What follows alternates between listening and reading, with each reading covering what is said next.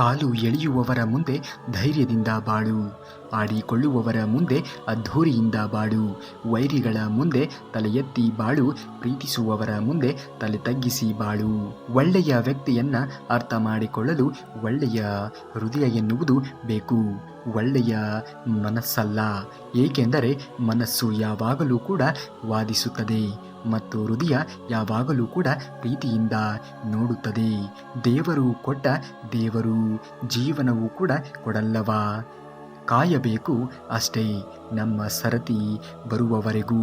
ತುಂಬ ಅದೃಷ್ಟವಂತರು ನೂರಾರು ನೋವು ಕೊಟ್ಟರೂ ಅವರಿಗೆ ತುಂಬ ಪ್ರೀತಿ ಸಿಗುತ್ತದೆ. ಇನ್ನು ಕೆಲವರು ತುಂಬ ದುರದೃಷ್ಟವಂತರು, ಅವರು ಜೀವನವಿಡೀ ಕೂಡ ಪ್ರೀತಿ ಕೊಟ್ಟರೂ ಕೂಡ ಅವರಿಗೆ ಸಿಗುವುದು ಬರೀ ನೋವುಗಳು ಮಾತ್ರ. ಜೀವನದಲ್ಲಿ ಯಾರನ್ನೂ ಕೂಡ ಅತಿಯಾಗಿ ನಂಬಿ ಜೀವನವನ್ನು ನಿರ್ವಹಿಸುವುದಕ್ಕೆ ಹೋಗಲೇಬೇಡಿ. ಏಕೆಂದರೆ ಯಾರು ಯಾವಾಗ ಬದಲಾವಣೆ ಆಗುತ್ತಾರೆ ಎಂದು ಹೇಳುವುದಕ್ಕೆ ಅಸಾಧ್ಯ ನೋಡಿ. ನಿನ್ನನ್ನು ಕಡೆಗಣಿಸುವವರ ಮುಂದೆ ನಿನ್ನ ಮುಂದಿನ ಹೆಜ್ಜೆ ಏನಂತ ತಿಳಿಯದಂತೆ ನೋಡಿಕೋ. ಕಾರಣ ಇಷ್ಟೇ, ಅವರಿಗೆ ನಿನ್ನ ಹೆಜ್ಜೆ ಗುರುತೇ ಪಶ್ಚಾತ್ತಾಪ ಪಡುವಂತೆ ಇರಲಿ. ನಿಧಾನವಾದರೂ ಕೂಡ ಹೆಜ್ಜೆ ಇಟ್ಟರೆ ಅಂತ ಹೆಜ್ಜೆ ಇಡುವುದಕ್ಕೆ ಹೋಗಲೇಬೇಡ. ಯಾರಿಗೂ ಕೂಡ ನೀನು ಇಡುತ್ತಿರುವಂತಹ ಹೆಜ್ಜೆ ಗೊತ್ತಾಗಲೇಬಾರದು. ಅಂತಹ ಹೆಜ್ಜೆಯನ್ನು ಇಡುವುದನ್ನು ಕಲಿತುಕೋ. ಗೆಲ್ಲುವ ಮೊದಲು ನಿನ್ನ ಪ್ರಯತ್ನ ಎನ್ನುವುದು ಪ್ರಾಮಾಣಿಕವಾಗಿ ಯಾರಿಗೂ ಕೂಡ ತಿಳಿಯದಂತೆ ನೋಡಿಕೋ. ಗೆದ್ದ ನಂತರದಲ್ಲಿ ಇಡೀ ಪ್ರಪಂಚವೇ ಮುಂದೆ ಬಂದೇ ಬರುತ್ತದೆ. ಸಾವಿನ ಹಾರ ಎಲ್ಲರಿಗೂ ಕೂಡ ಕಾಣಿಸುತ್ತದೆ, ಆದರೆ ಅದರ ಒಳಗಿನ ಭಾರ ದಾರ ಎನ್ನುವುದು ಯಾರಿಗೂ ಕೂಡ ಕಾಣಿಸುವುದೇ ಇಲ್ಲ.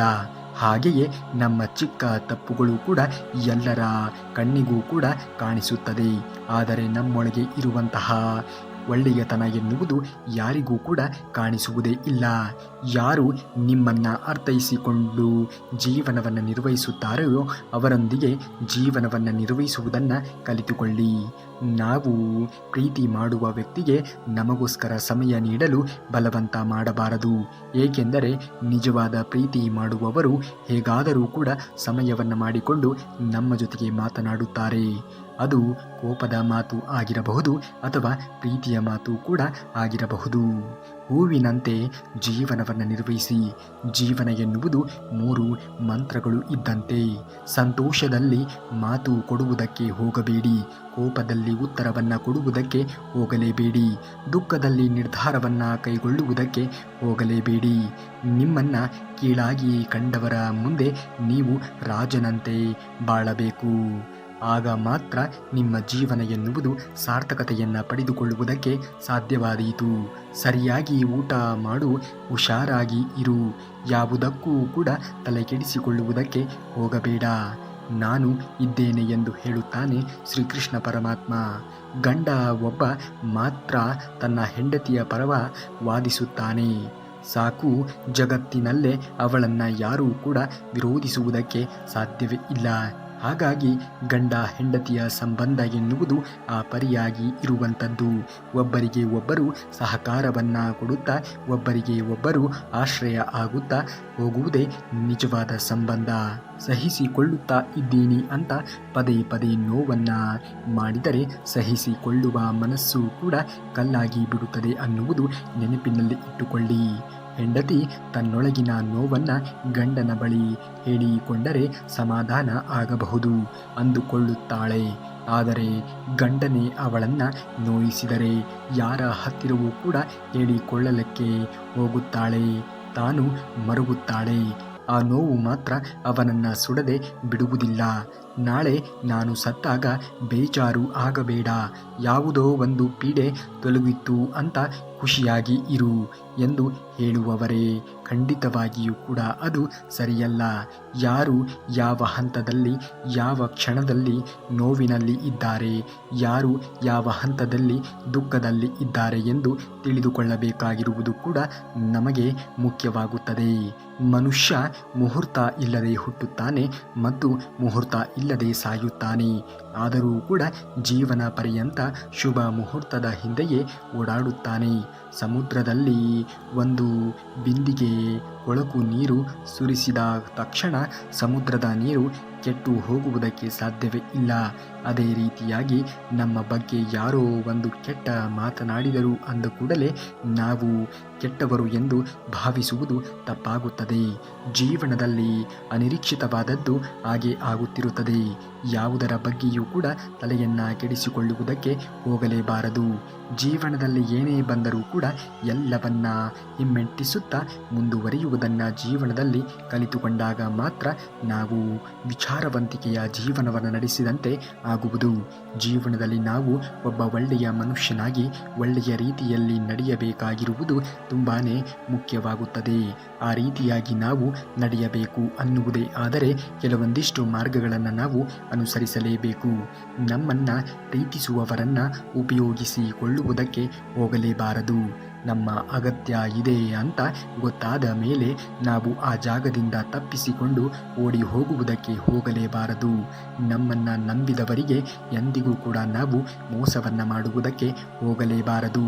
ನಮಗೆ ಸಹಾಯವನ್ನು ಮಾಡಿದವರನ್ನು ಎಂದಿಗೂ ಕೂಡ ಎಂತಹ ಹಂತಕ್ಕೆ ಬೆಳೆದರೂ ಕೂಡ ಅಂತಹ ವ್ಯಕ್ತಿಗಳನ್ನು ಮರೆಯುವುದಕ್ಕೆ ಹೋಗಲೇಬಾರದು. ಯಾರಿಗೆ ಯಾರೂ ಕೂಡ ಇಲ್ಲ, ಅವರಿದ್ದಾರೆ, ಇವರು ಇದ್ದಾರೆ ಎನ್ನುವುದು ಕೇವಲ ಭ್ರಮೆ ಅಷ್ಟೇ. ಹಾಗಾಗಿ ನಿಮ್ಮ ಪಾಡಿಗೆ ನೀವಿದ್ದು ನಿಮ್ಮ ಕೆಲಸ ಕಾರ್ಯಗಳಲ್ಲಿ ಗಮನವನ್ನು ಹರಿಸುವುದನ್ನು ನೋಡಿ. ಎಣ್ಣೆ ಇದ್ದರೇನೆ ದೀಪ, ಹಾಗೆಯೇ ನಾವು ಚೆನ್ನಾಗಿ ಇದ್ದರೇನೆ ಎಲ್ಲರೂ ಕೂಡ ನಮ್ಮವರು ಎಂದು ಹೇಳುತ್ತಾರೆ. ಒಂದು ವೇಳೆ ನಾವು ಚೆನ್ನಾಗಿ ಇಲ್ಲ ಅಂದ ಮೇಲೆ ನಮ್ಮವರೇ ನಮಗೆ ಯಾರೋ ಗೊತ್ತಿಲ್ಲ ಎಂದು ಹೇಳುವುದಕ್ಕೆ ಶುರು ಮಾಡುತ್ತಾರೆ. ಹಾಗಾಗಿ ಪ್ರತಿಯೊಬ್ಬರೂ ಕೂಡ ಚೆನ್ನಾಗಿ ಇರಬೇಕಾದಂಥದ್ದು ಎಲ್ಲರ ಒಂದು ಕರ್ತವ್ಯವಾಗಬೇಕು. ನಾವು ಚೆನ್ನಾಗಿ ಇಲ್ಲ ಅಂದರೆ ನಮ್ಮವರೇ ನಮಗೆ ಶತ್ರುಗಳು ಆಗಿಬಿಡುತ್ತಾರೆ.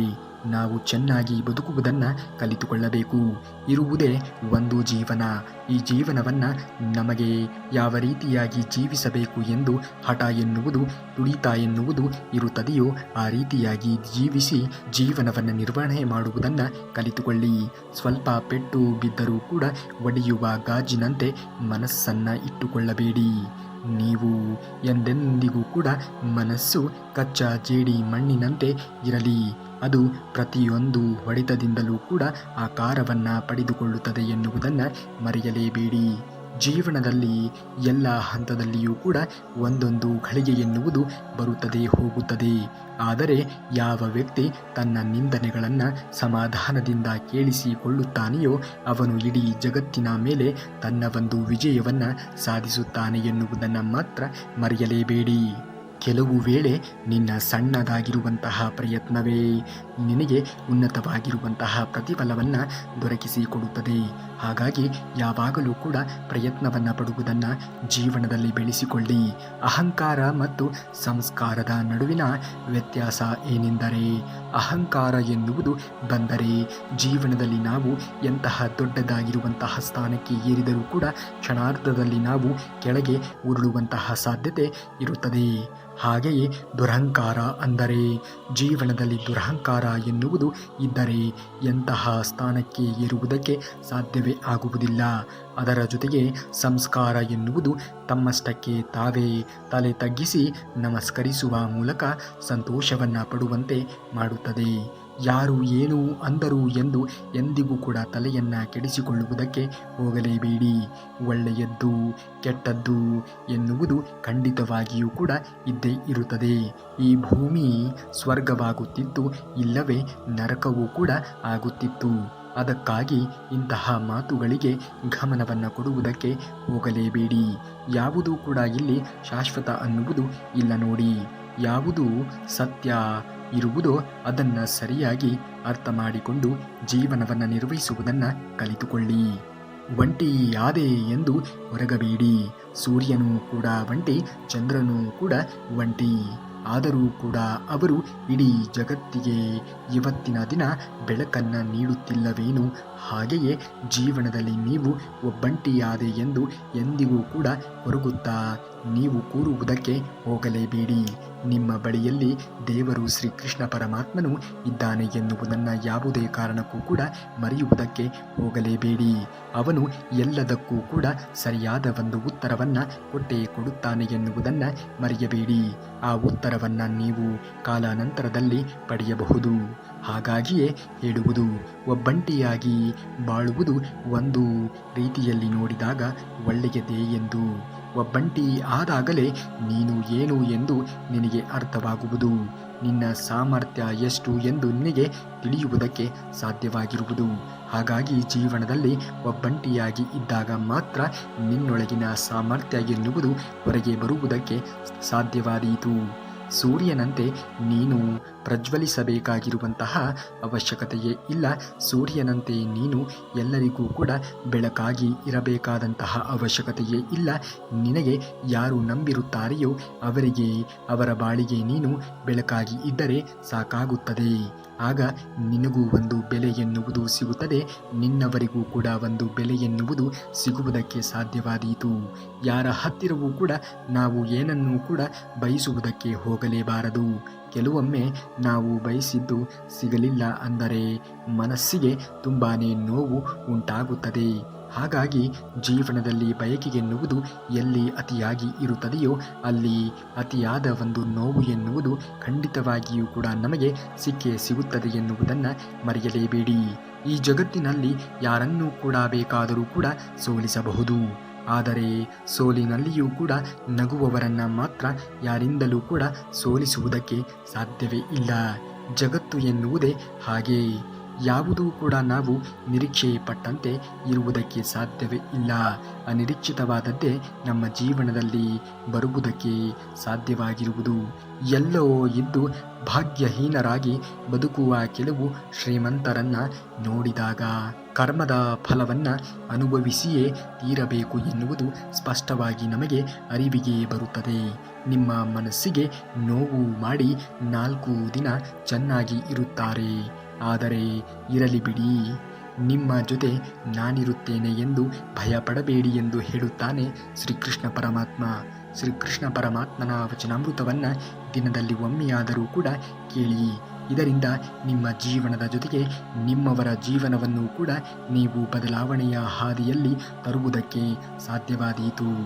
ಜೀವನದಲ್ಲಿ ಏನೇ ಮಾಡಿದರೂ ಕೂಡ ಇನ್ನೊಬ್ಬರಿಗೆ ಕೆಡಕನ್ನು ಮಾಡುವುದಕ್ಕೆ ಹೋಗಲೇಬೇಡಿ. ಮನುಷ್ಯ ಎಷ್ಟೇ ಜಾಣನಾಗಿ ಇದ್ದರೂ ಕೂಡ ನಾಳೆಯ ದಿನ ಹೇಗೆ ಇರುತ್ತದೆ ಎಂದು ಹೇಳುವುದಕ್ಕೆ ಸಾಧ್ಯವೇ ಆಗದೇ ಇರುವಷ್ಟು ದಡ್ಡನಾಗಿ ಇರುತ್ತಾನೆ ಎನ್ನುವುದನ್ನು ಮರೆಯಲೇಬೇಡಿ. ಜೀವನವೇ ಹಾಗೆ ನೋಡಿ. ಎಲ್ಲವೂ ನಮಗೆ ತಿಳಿದಿದೆ ಎಂದು ಅಹಂಕಾರವನ್ನು ಪಡುತ್ತೇವೆ. ಆದರೆ ಎಲ್ಲವನ್ನ ತಿಳಿದಂತಹ ಆ ಭಗವಂತ ಶ್ರೀಕೃಷ್ಣ ಪರಮಾತ್ಮನು ಕಾಲಾನಂತರದಲ್ಲಿ, ಸಮಯದ ನಂತರದಲ್ಲಿ ಹೇಳುತ್ತಾನೆ, ನಿನಗೆ ಏನೂ ಕೂಡ ತಿಳಿದಿಲ್ಲ ಎಂದು. ಎಲ್ಲವನ್ನ ಮಾಡುವವನು ನಾನೇ ಎಂಬ ಅಹಂಕಾರವನ್ನು ತೊರೆದು ನಾನು ನಿಮಿತ್ತ ಮಾತ್ರ ಎಂಬ ಅರಿವನ್ನು ಬೆಳೆಸಿಕೊಂಡಾಗ ಮಾತ್ರ ಜೀವನದಲ್ಲಿ ನಾವು ಮುಂದೆ ಬರುವುದಕ್ಕೆ ಸಾಧ್ಯವಾದೀತು.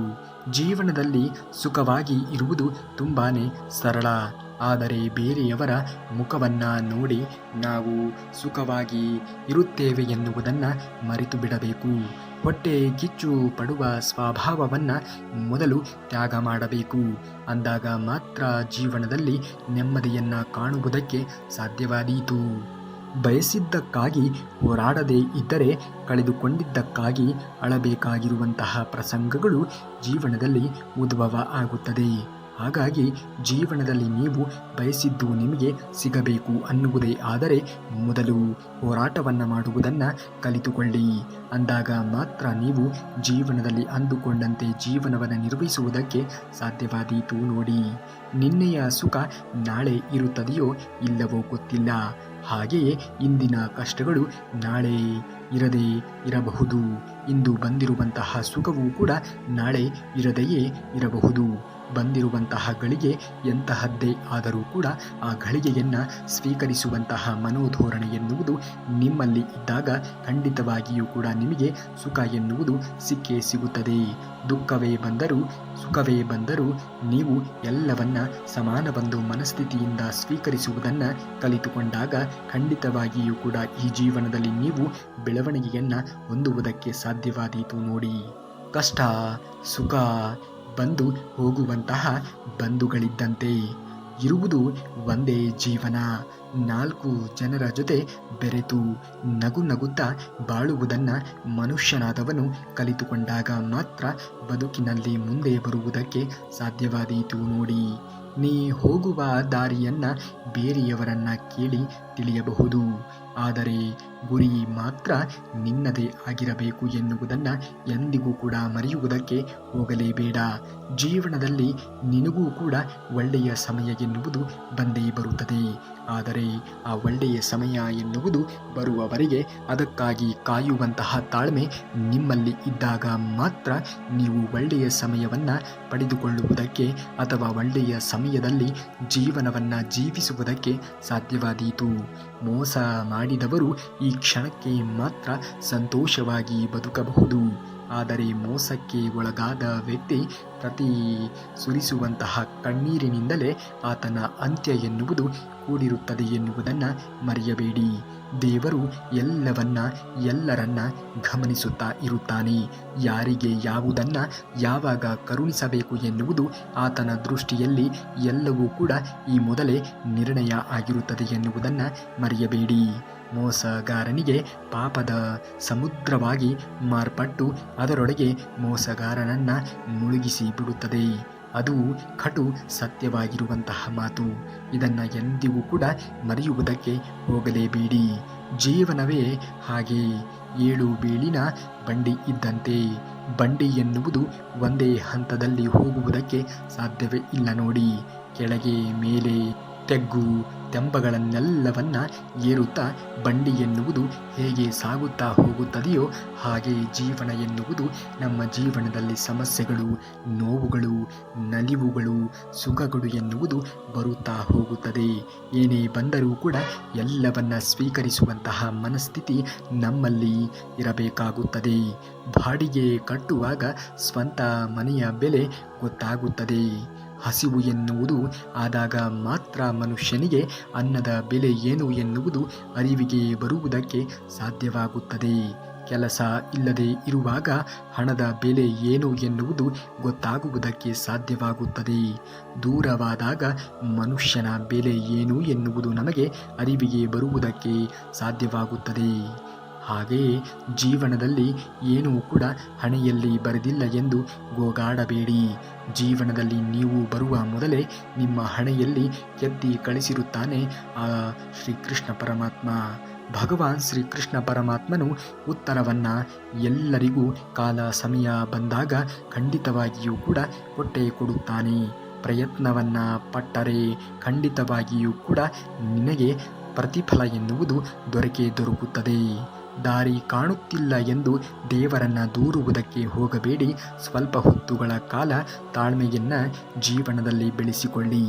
ದೇವರು ನಿಮಗಾಗಿ ಹೊಸದೊಂದು ದಾರಿಯನ್ನೇ ಸೃಷ್ಟಿ ಮಾಡಿರಬಹುದು ಅಲ್ಲವೇ?